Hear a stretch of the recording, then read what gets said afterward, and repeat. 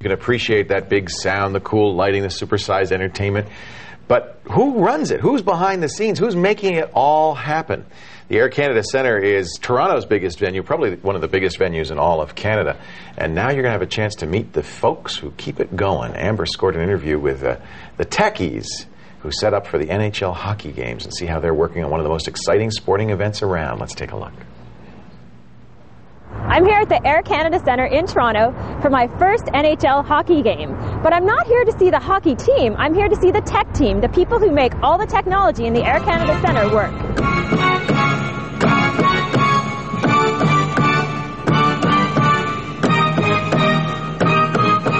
I'm here with Dwayne Brown, and he's been nice enough to give us a tour of the Air Canada Centre and all the technology behind it. So tell us what you do exactly. I am the technical producer for the building, and the running joke is that anything that plugs in usually falls in my lap.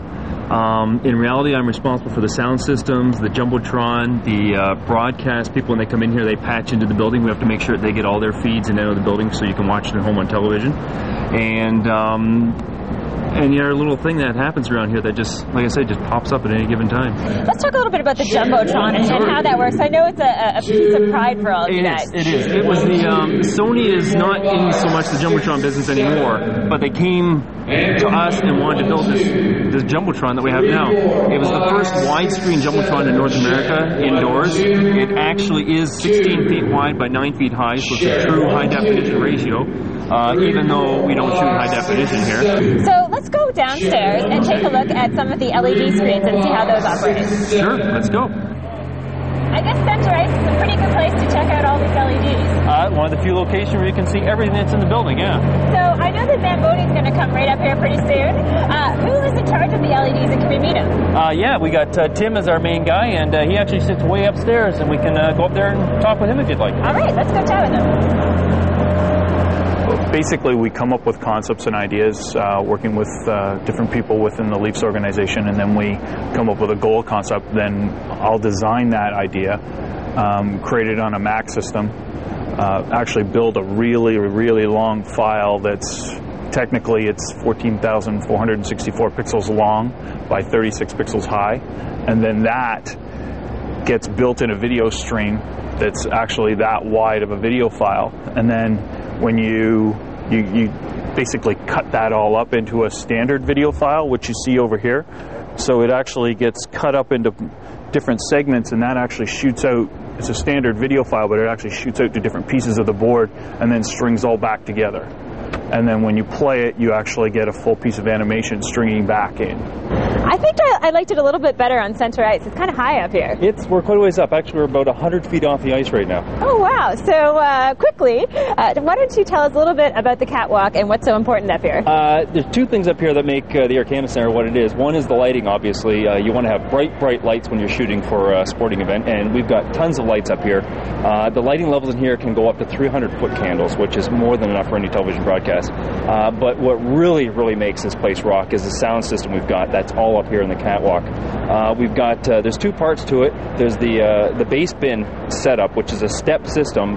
There's 4 clusters up here in the catwalk of 6 bass bins. And if you can imagine, your average bass bin at home is probably about that big. Pretty tiny. Right. We've got a total of 16 that are that big. And the bass goes everywhere in this building. And hanging below each set of bass bins is our speaker clusters, which is a series of speakers that are pointed specifically at different parts of the building to cover it all. And to be even more specific, the speakers have this design to them that when you look up, you can actually tell exactly which speaker is giving you the audio. And if you hear any audio from any other speaker that's in the area where you're sitting, by design, it has to be a certain amount of dB lower in volume than the sound that's coming directly at you, so that it is clear, very clear sound, and we're known for having great sound in this building. So how much would a system like this cost? I believe this is a Bose system. It was designed by Bose specifically for this building. They don't just sell them off the shelf to anybody, and I believe the final price tag was $1.2 million. Oh, wow. So we've talked a little bit about the visual effects. We've talked a little bit about the audio. Now, what about music? Music, well, there's 2 parts to our music. There's the regular sounds you hear during the game, and of course the stuff that really gets the fans cheering, the go-go, rah, rah, rah tunes. And that all comes from our organist, who's been at the Leafs Well, for as long as I can remember, his name is Jimmy Holmstrom, and he actually just plays in that booth right over there. All right, let's go talk to him.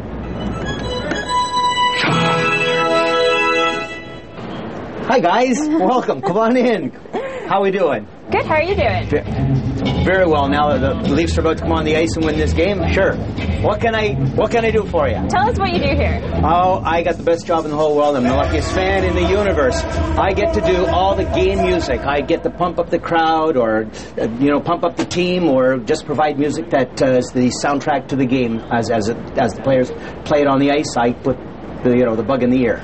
I use Roland keyboards. I have lots of Roland keyboards. They're all around me, and all the sound, their live sound is Roland. I use IBM computer to do sequences and to do video bits or audio bits for the videos. I got instant replay, the hard disk audio systems for those fast clips and sound bites and yabba dabba doos and things like that. I use mini disc, digital audio tapes, and samplers. Again, a lot of Roland stuff, and I'm not sponsored by Sony, but I got a lot of mini disc equipment, and that's all Sony. Some TIAC techniques, and of course Denon for DATs. What's my favorite song is, I'm sorry, Go Leafs Go. That's my only song. Yes.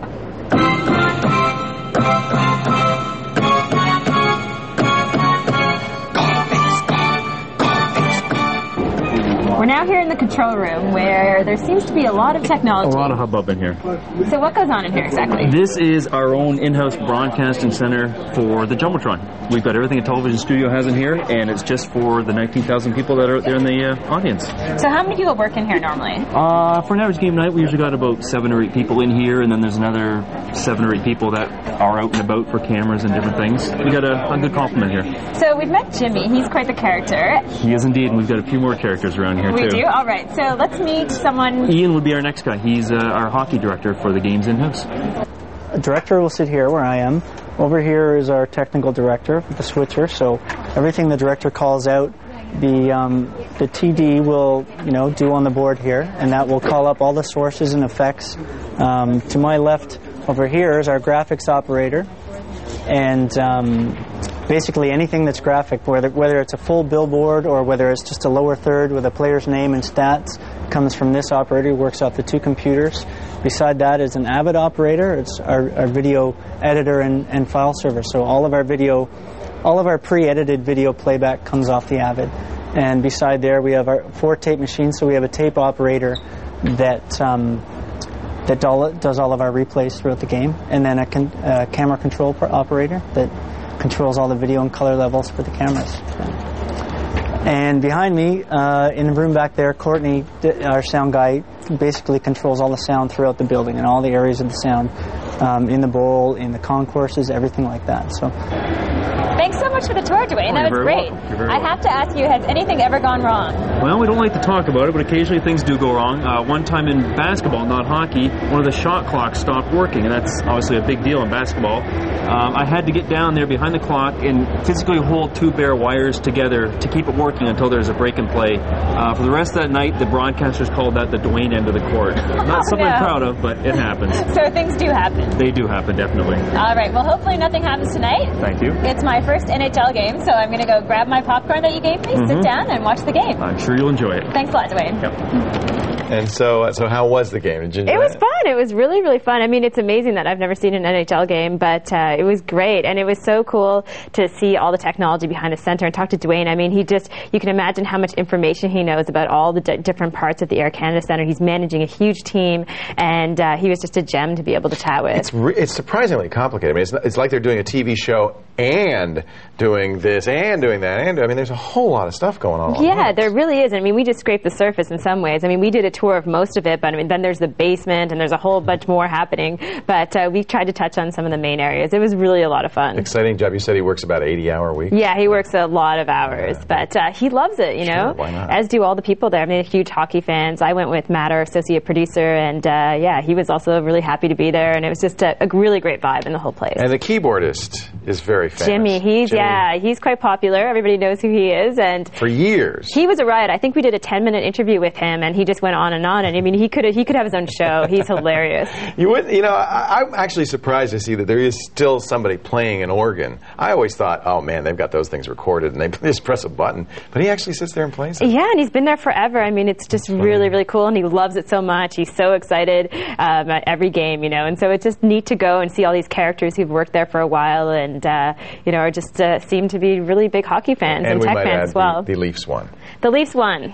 Yes. Most importantly. Good news. Unless you're a Canadian fan.